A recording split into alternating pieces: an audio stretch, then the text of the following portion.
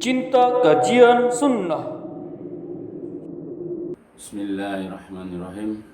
Assalamualaikum warahmatullahi wabarakatuh. Innal hamdalillah nahmaduhu wa nasta'inuhu wa nastaghfiruh wa na'udzu billahi min shururi anfusina wa sayyiati a'malina may yahdihillahu fala mudhillalah wa may yudlil fala hadiyalah. Asyhadu an la ilaha illallah wahdahu la syarikalah wa asyhadu anna Muhammadan abduhu wa rasuluhu. Allahumma shalli ala Muhammadin wa ala ali Muhammad kama shallaita ala Ibrahim wa ala ali Ibrahim innaka Hamidum Majid. Allahumma barik ala Muhammadin wa ala ali Muhammad kama barakta ala Ibrahim wa ala ali Ibrahim innaka Hamidum Majid. Amma ba'd, fa inna asdaqal hadis kitabullah wa khairal hadi hadi Muhammadin sallallahu alaihi wasallam wa syarrul umuri muhdatsatuha fa inna kulla muhdatsatin bid'ah wa kulla bid'atin dhalalah wa kulla dhalalatin finnar.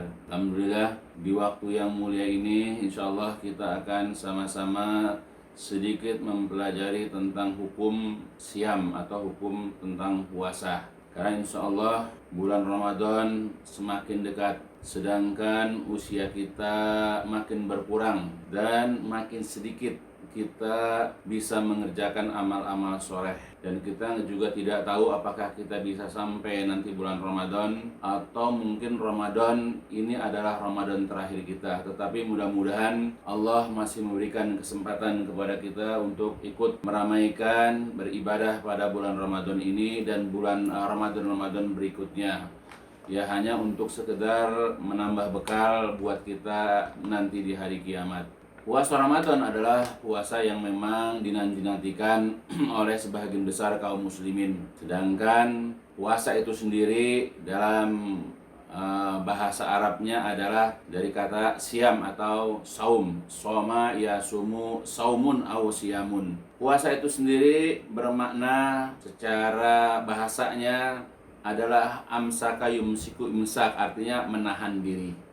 Ya, jadi saum itu arti secara bahasa itu adalah menahan diri. Sedangkan secara syariat atau istilah, saum itu maknanya adalah menahan diri dari hal-hal yang membatalkan puasa yang dikerjakan secara khusus. Oleh karena itulah Al-Imam An-Nawawi rahimahullah berkata, saum secara bahasa bermakna adalah menahan diri atau imsak. Sedangkan secara syar'i atau istilah, yang namanya puasa atau shaum ini adalah menahan diri dari sesuatu yang dikhususkan pada masa yang dikhususkan dengan syarat yang khusus. Nah, kemudian puasa Ramadan ini diwajibkan ya oleh Allah Subhanahu wa taala itu pada tahun kedua Hijriah. Jadi setelah Nabi hijrah dari Mekah ke Madinah, setelah melampaui periode Makkiyah, beliau berhijrah. Nah, setelah 2 tahun berada di kota Madinah, barulah diwajibkannya puasa Ramadan. Kemudian berkata pula Syekh Saleh bin Abdul Aziz bin Ali Asy-Syaikh Hafizahullah, jadi menurut dia, saum itu menurut bahasa adalah menahan diri dari sesuatu. Sedangkan menurut syar'i ya adalah menahan diri dari makan,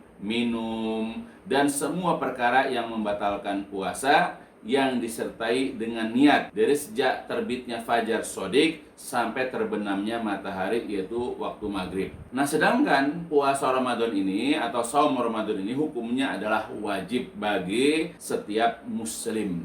Ya, jadi kalau non muslim, ya orang-orang itu adalah bukan orang Islam, maka tidak ada kewajiban. Jadi hanya diwajibkan bagi muslim. Dan muslimnya pun syarat terus balik. Jadi artinya anak-anak yang belum balik, masih usia anak-anak, yang mereka tidak diwajibkan, tetapi sangat dianjurkan untuk dilatih, dididik supaya berpuasa sejak kecil seperti yang dahulu dilakukan oleh para sahabat Nabi ketika mendidik ya putra-putra mereka. Kemudian selanjutnya syaratnya adalah orang yang berakal. Jadi orang yang tidak memiliki akal ya tidak mempunyai kewajiban. Kemudian juga dalam keadaan sehat, artinya orang-orang yang sakit karena sakit sesuatu, dia dibolehkan untuk tidak melakukan puasa. Tetapi jika sudah sehat, dia punya kewajiban untuk mengqadha atau membayar puasa pada hari-hari lain sebanyak bilangan hari yang dia tinggalkan dalam puasanya. Begitu juga orang yang berpuasa itu dalam kondisi dia mukim, tinggal di rumahnya, tinggal di lingkungannya, dan tidak diwajibkan bagi orang-orang yang safar. Artinya orang-orang yang safar juga boleh membatalkan puasanya. Nanti diwajibkan untuk mengganti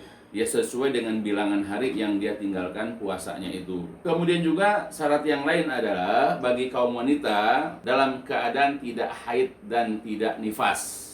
Jadi kalau orang-orang wanita yang haid atau wanita-wanita yang nifas, diharamkan bagi mereka itu untuk berpuasa. Namun pada saat sudah selesai haidnya, pada saat sudah selesai nifasnya, maka mereka punya kewajiban juga untuk mengganti jumlah bilangan hari yang mereka tidak melakukan puasa itu. Itulah diantara ya kewajiban ya puasa Ramadan bagi mereka yang sudah tentukan dalam Islam. Kemudian kewajiban puasa Ramadan ini dapat kita jumpai, dapat kita temui dari Al-Quran yang mulia.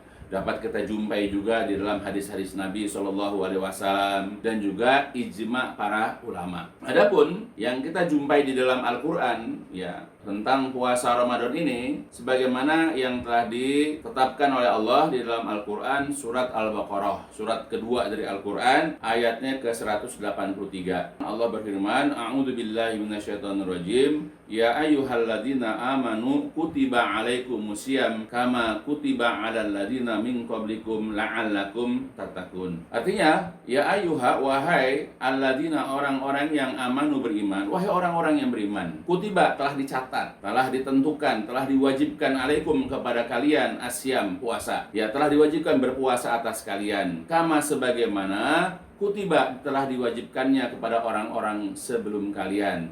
Kemudian tujuan maksud daripada melaksanakan puasa itu adalah la'alakum tatakun, supaya kalian menjadi orang-orang yang bertakwa. Ya, berdasarkan ayat ini, saya Abu Bakar Jabil Al-Jazairi berkomentar, diwajibkannya puasa pada bulan Ramadan. Jadi puasa Ramadan hukumnya diwajibkan. Puasa itu tujuan adalah untuk mendidik orang-orang mukmin, ya, karena hitopnya adalah ya ayyuhalladzina amanu. Jadi adalah untuk mendidik orang-orang mukmin untuk dapat memiliki, dapat menguasai ketakwaan. Karena tujuan daripada puasa sebagaimana juga ibadah-ibadah yang lain adalah supaya mereka menjadi orang-orang yang bertakwa. Nah, sedangkan puasa itu sendiri di antara faedahnya, di antara manfaatnya, keutamaannya adalah menghapuskan dosa-dosa sebagaimana yang sudah dapat dijumpai dalam beberapa hadis. Misalnya Nabi pernah mengatakan, man shoma ramadhana imanan wahtisaban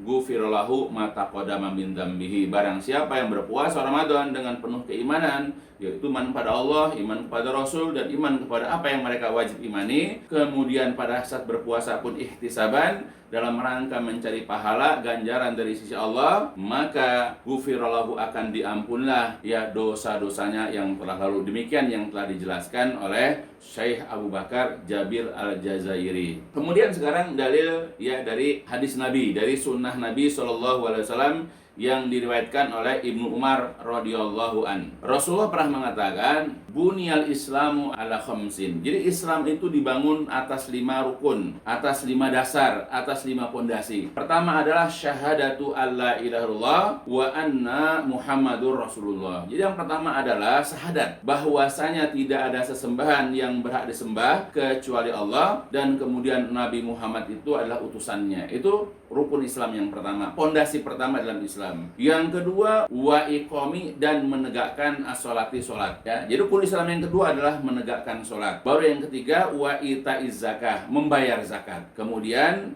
yang keempat, wa saum, ya, atau wa saumi Ramadan, dan saum pada bulan Ramadan. Kemudian wa hajjil bait, dan menunaikan ibadah haji. Jadi rukun Islam itu ada 5. Nah, kemudian salah satu di antara rukunnya, salah satu di antara pondasi daripada Islam ini adalah puasa pada bulan Ramadan, yaitu pada rukun Islam yang keempat. Nah, itu sebagaimana yang disebutkan oleh Rasulullah Shallallahu Alaihi Wasallam. Kemudian menjelaskan tentang hadis tersebut di dalam kitabnya Arkanul Islam, Syekh bin Baz rahimahullah mengatakan, wa ahamul umur ba'da sholah wa zakah siyamu Ramadan. Jadi wa ahamul umur, perkara-perkara yang paling penting ba'da sholah, sesudah sholat, was zakat dan zakat. Jadi perkara yang paling penting sesudah sholat dan zakat adalah siamu Ramadan, adalah puasa pada bulan Ramadan. Wahwa, dan dia puasa ini adalah ahadu, salah satu daripada arkanul Islam al-khamsatil madhkurah. Jadi puasa ini adalah merupakan salah satu daripada 5 rukun Islam yang telah disebutkan, yaitu sebagaimana tadi katakan sabda Nabi, bunyal Islamu ala khamsin. Islam itu dibangun atas 5 dasar, atas 5 rukun. Kemudian wajibu alal muslim, dan wajiblah bagi seorang muslim, wajib bagi muslim ayyasuma siyamahu wa qiyamahu amma haramallah alaihi minal aqwal wal a'mal. Wajib bagi muslim untuk melakukan siamnya dan qiyamnya dari apa-apa yang diharamkan Allah atasnya, apakah itu berupa ucapan ataupun perbuatan-perbuatan. Li'annal maksud bisyam, karena tujuan atau maksud daripada puasa itu adalah ta'atullah, mentaati Allah subhanahu. Ya, karena tujuan dari puasa itu adalah agar taat kepada Allah. Seperti kata Allah kan, la'allakum tatakun, agar kalian bertakwa, maksud taat kepada Allah subhanahu. Kemudian wa ta'zim hurumatihi, dan kemudian juga mengagungkan, ya, membesarkan, memuliakan hurumatihi, kehormatan-kehormatannya. Wa jihadun nafsi, dan memerangi jiwa, memerangi nafsu, ala mukhalafati hawahu, untuk menyelisihi hawa nafsunya, fi ta'ati maulahu, di dalam mentaati Allah. Wa ta'wi duha, dan juga membiasakan jiwa, membiasakan diri untuk as-sabru, untuk bersabar, amma haramallah, dari apa-apa yang Allah haramkan. Walaisal maksud mujarradu tarkis ta'am wa syarab wa sa'iril mufturat. Jadi ya, tujuan daripada puasa ini semata-mata tidak hanya untuk meninggalkan makan, untuk meninggalkan minum, ataupun segenap perkara-perkara yang membatalkan. Jadi tujuan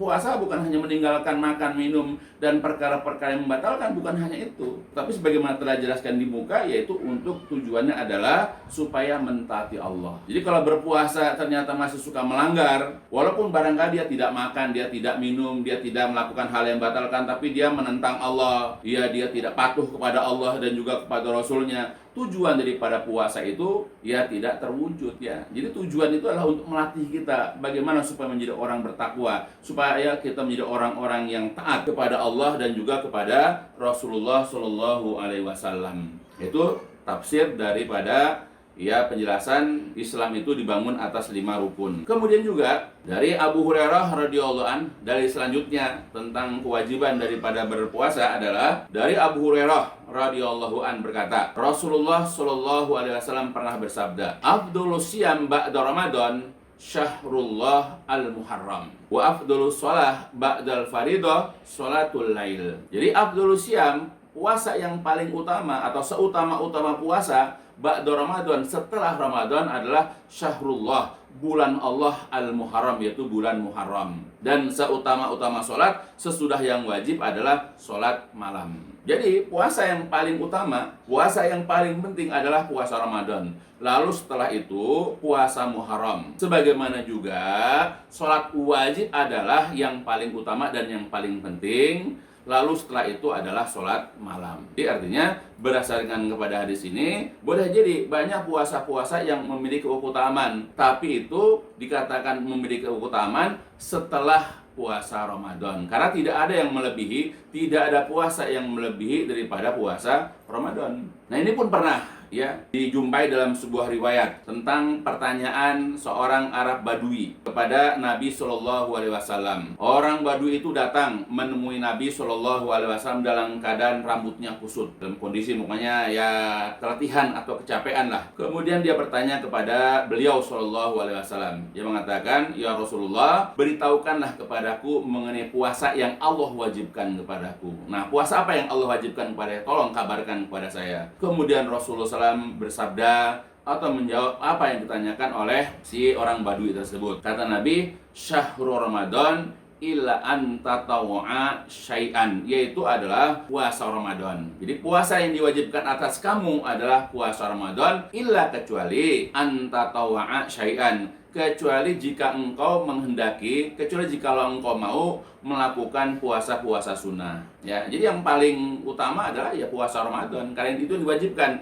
Tapi kalau kamu mau mengerjakan yang sunnah, ya silahkan. Nah, menghadapi ini juga ada lagi perkataan Dr. Abdul Azim bin Badawi Hafizahullah. Di dalam kitabnya dia mengatakan, dalam kitab Al-Wajiz, ya, menjelaskan dia wa ajma'atil ummah, ya, tentang wajibnya puasa Ramadan. Wa ajma'atil ummah, jadi umat telah berijma', telah bersepakat ala atas wujubi siyami Ramadan, atas wajibnya puasa Ramadan. Jadi umat Islam itu telah bersepakat dari ujung dunia sampai ujung yang lain, ya, dari kecil ataupun besarnya, bahwa puasa Ramadan ini hukumnya wajib. Wa annahu, dan bahwasanya dia puasa Ramadan ini adalah ahadu arkanil Islam, merupakan salah satu daripada rukun Islam. Allati ulimat minad dini bid-darurah, yang telah diketahui di dalam agama akan pentingnya puasa. Puasa itu penting dalam agama. Oleh karena itulah wa anna munkirahu, bahwa orang yang mengingkari kewajiban puasa Ramadan ini,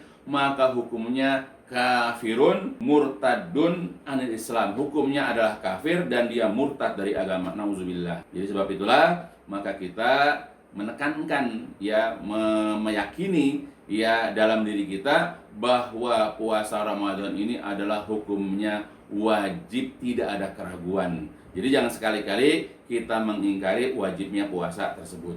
Jadi jelas, ya, di dalam penjelasan-penjelasan tadi tentang diwajibkannya ya puasa Ramadan yang telah ditetapkan oleh Allah Subhanahu wa taala, juga telah disebutkan oleh Rasulullah SAW dalam beberapa hadis, ya, dan juga menurut ijma ulama. Jadi kita sebagai muslim, ya, harus meyakini tentang wajibnya puasa. Dan ini sudah maklum minad din bidororoh, dipahami dari agama sebagai suatu hal yang sangat penting. Jadi tidak boleh. Makanya kalau andai kata ada orang yang masih ngeyel, menganggap bahwa puasa Ramadan itu tidak wajib, bahkan dia mengingkari kewajiban itu, maka hukumnya bisa saja orang itu telah keluar dari Islam, kafir, yaitu murtad. Nauzubillah. Oleh karena itulah di dalam suatu hadis yang diriwayatkan dari Abu Umamah, ya, bahwasanya dia pernah mendengar, Abu Umamah ini pernah mendengar Rasulullah SAW bercerita. Jadi kata Rasulullah di sini, ketika aku sedang tidur, aku didatangi oleh dua orang laki-laki. Lalu keduanya menarik lenganku dan membawaku ke atas gunung yang terjal. Kedua orang itu berkata kepadaku, kepada Nabi maksudnya, naiklah. Lalu kukatakan, sesungguhnya aku tidak bisa, aku tidak mampu. Kemudian keduanya berkata lagi kepadaku, kami akan memudahkanmu. Maka aku pun menaikinya, sehingga ketika aku sampai di kegelapan gunung, tiba-tiba aku, kata Nabi, mendengar suara yang sangat keras. Lalu Rasulullah bertanya, suara apakah itu? Kemudian mereka menjawab, itu adalah suara jeritan dari para penghuni neraka. Kemudian dibawalah aku berjalan. Dibawalah aku kemudian berjalan-jalan, dan aku sudah bersama orang-orang yang bergantungan pada urat besar di atas tumit mereka. Mulut mereka robek, dan dari robekan itu mengalirlah darah. Kemudian aku, Abu Umamah, bertanya, ya, kepada Rasulullah, siapakah mereka itu? Kemudian Rasulullah menerangkan, karena Rasul yang mengalaminya, yang melihatnya. Kata Rasul, ini yang menjadi dalil buat kita, haula'il ladina yuftiruna qabla tahillati saumihim. Nah, siapakah mereka yang digantung itu, yang meneteskan darah dari mulut-mulut mereka? Haula, mereka itu adalah alladina, orang-orang yang yuftirun, yang mereka itu iftar, yang mereka itu membatalkan puasa mereka tahillata saumihim, sebelum tiba waktu berbuka. Hadis ini diriwayatkan Imam Nasai dalam Sunan Al-Kubra, Ibnu Huzaimah dalam kitab Sahihnya, dan yang lain-lainnya. Ya, jadi ini merupakan hukuman. Ya, di dalam kitab Kabair pun Imam Az-Zahabi memasukkan tentang orang yang membatalkan puasa sebelum waktunya, apalagi yang meninggalkannya, sebagai salah satu di antara dosa-dosa besar. Nah, jadi hukuman bagi orang yang meninggalkan puasa dengan sengaja, sebagaimana disebutkan dalam hadis tadi, adalah orang itu akan digantung di atas tumit mereka, kemudian mulut mereka robek. Nah, dari robekan itu nanti akan mengucurkan darah. Nauzubillah. Kemudian Syekh Albani rahimahullah mengatakan, aku berkata, ini adalah hukuman atau siksaan bagi orang yang membatalkan puasa dengan sengaja, sebelum tiba waktunya, sebagaimana dalam hadis ini. Maka bagaimana lagi dengan orang yang tidak berpuasa sejak awal Ramadan dan tidak pernah berpuasa sama sekali? Ya, kita mohonlah kepada Allah keselamatan dan afiat di dunia dan akhirat. Ya, itu. Jadi ini orang yang membatalkan, dia puasa tapi belum waktu udah batalin tanpa uzur, ya, tanpa suatu sebab. Nah, jadi kalau orang yang membatalkan sebelum waktunya saja itu sudah seperti hukuman. Gimana orang yang tidak berpuasa pada hari itu? Dan bagaimana orang yang berpuasa dari sejak awal Ramadan sampai akhirnya? Dan bagaimana pula orang yang sepanjang hidupnya padahal dia muslim tidak pernah mengerjakan puasa Ramadan? Bahkan Imam Az-Zahabi rahimahullah juga mengatakan, siapa saja yang sengaja tidak berpuasa Ramadan bukan karena sakit atau karena uzur yang lainnya, maka dosa yang dilakukan lebih jelek daripada dosa orang yang berzina, daripada orang yang menarik upeti dengan paksa, daripada orang yang canduk dengan minuman keras. Bahkan orang seperti ini diragukan keislamannya dan disangka sebagai orang yang terjangkit penyakit zindik atau kemunafikan dan penyimpangan. Jadi kalau para ulama bahkan di dalam hadis ini, dosa orang meninggalkan puasa itu lebih besar daripada dosa berzina, daripada orang yang narik upeti, ya, lebih besar dosa daripada orang yang suka minuman keras. Karena ini merupakan rukun Islam, ya. Jadi kita tidak boleh sepelekan. Jadi jangan gara-gara lingkungan nggak dukung mereka nggak puasa, kita juga membatalkannya. Apalagi tidak ada keinginan sama sekali untuk menunaikan puasa. Sebab itulah, maka bagi kita sebagai seorang muslim yang baik, tunaikanlah puasa itu sebaik-baiknya. Jaga aturan-aturan dalam puasa. Bukan hanya meninggalkan makan, meninggalkan minum, tidak meninggalkan, tapi juga dari hal-hal yang lainnya. Sebagaimana nanti insya Allah juga akan dijelaskan mengenai hal-hal yang harus kita hindari ketika sedang berpuasa. Inilah barangkali hukumnya. Jadi intinya, kesimpulannya dari ayat-ayat hadis-hadis Nabi dan penjelasan para ulama dan ijma para ulama adalah bahwa puasa Ramadan itu hukumnya adalah wajib. Jadi barang siapa yang mengingkari, barang siapa yang menolak tentang kewajiban puasa, ya, maka hukumnya adalah kafir dan dia telah murtad keluar dari Islam. Nauzubillah. Ya, mudah-mudahan kita nanti masuk ke dalam bulan Ramadan ini, ya, mudah-mudahan kita bisa melaksanakan ibadahnya dengan baik dalam kondisi keimanan yang ada pada diri kita dan juga dengan penuh keikhlasan. Mudah-mudahan penjelasan ini bisa memberikan manfaat kepadaku, kepada keluargaku, dan kepada seluruh kaum muslimin, ya, agar dapat menjalankan ibadah puasa sebaik-baiknya dan menjadi motivasi, semangat bagi mereka untuk dapat meraih keutamaan pada bulan Ramadan ini. Walhamdulillahirabbil alamin. Subhanakallahumma wa bihamdika asyhadu an la ilaha illa anta astaghfiruka wa atubu ilaik. لسوف أعود يا أمي أقبل رأسك